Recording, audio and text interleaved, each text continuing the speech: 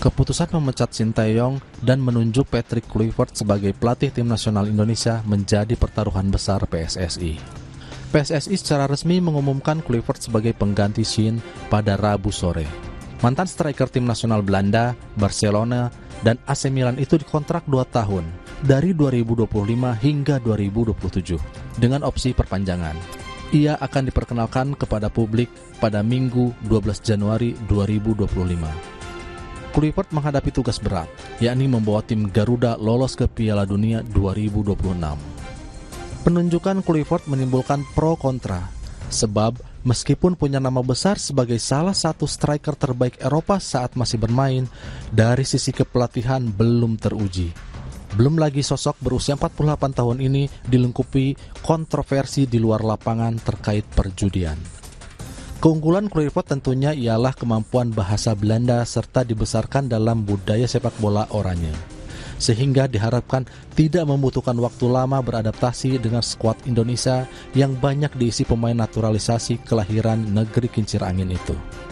Tidak ada nama Louis van Gaal sebagai direktur teknik dalam pengumuman PSSI. Namun, PSSI memastikan Alex Pastoor dan Denny Lanzat sebagai asisten, yang diharapkan akan melengkapi kemampuan teknis kepelatihan Kluivert. Pemecatan Shin di tengah perjuangan menembus babak final Piala Dunia 2026 terasa cukup mengejutkan, meskipun rumor soal penggantiannya telah terdengar jauh sebelumnya. Skuad Garuda masih memiliki peluang terbuka untuk lolos ke Amerika Serikat, Meksiko, dan Kanada. JICS dan kawan-kawan kini menempati peringkat ketiga grup C putaran ketiga kualifikasi Piala Dunia 2026 zona Asia. Hanya terpaut 1 poin dari Australia di peringkat kedua. Pada laga terakhir kualifikasi, Indonesia menundukkan salah satu raksasa Asia langganan Piala Dunia, yakni Arab Saudi, dengan skor 2-0. Keputusan melepas Shin telah diambil, dan PSSI tentu tidak mungkin mundur lagi.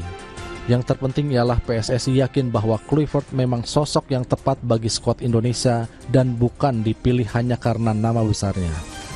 PSSI wajib memastikan Kluivert dan staf pelatihnya bisa segera bekerja untuk mengimplementasikan taktik dan sistem permainannya.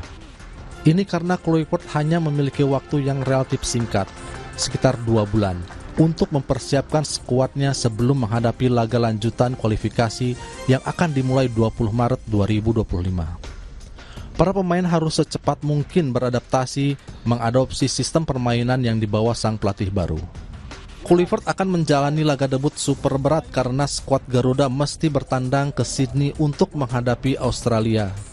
Kluivert wajib segera memenangi hati para pendukung Indonesia, sebab penunjukannya yang syarat kontroversi dan itu diawali dengan hasil positif melawan The Socceroos. Selamat bertugas, Menir.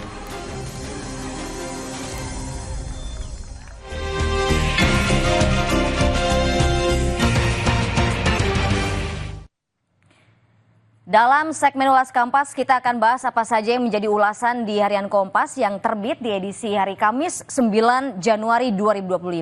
Judul besar yang ditulis oleh Harian Kompas, saudara, adalah Skema Makan Bergizi Gratis Sulitkan UMKM. UMKM berkesempatan jadi mitra dalam program makan bergizi gratis, tetapi ketentuan yang ada seperti ukuran dapur, kekuatan kas, dan skema pembayaran memberatkan UMKM. Kemudian di dalam Harian Kompas pada edisi Kamis 9 Januari 2025, saudara, bisa Anda baca juga apa yang menjadi ulasan dari jurnalisme data Kompas. Kemudian informasi lain yang ada di halaman pertama Harian Kompas pada hari ini adalah terkait dengan penembakan tol, polisi buru otak penggelapan mobil. Kemudian ada juga terkait dengan foto utama, ini adalah penerapan tilang poin, saudara. Ada visual di sini seorang pejalan kaki yang berjalan dengan pengendara sepeda motor pada jalur pedestrian di Jalan Tambak pada hari Rabu kemarin, saudara. Kemudian ada lagi informasi di halaman 15. Ini terkait dengan pelatih timnas Indonesia terbaru, yakni Patrick Kluivert, dengan judul Tugas Berat yang Menanti Patrick Kluivert. Kemudian Anda juga bisa baca di sini, saudara, selain ada tugas berat yang menanti Patrick Kluivert. Sosok dari Patrick Kluivert ini juga menjadi kontroversial. Dan informasi selengkapnya saudara dapat Anda baca di Harian Kompas yang terbit pada hari ini dan juga di laman kompas.id.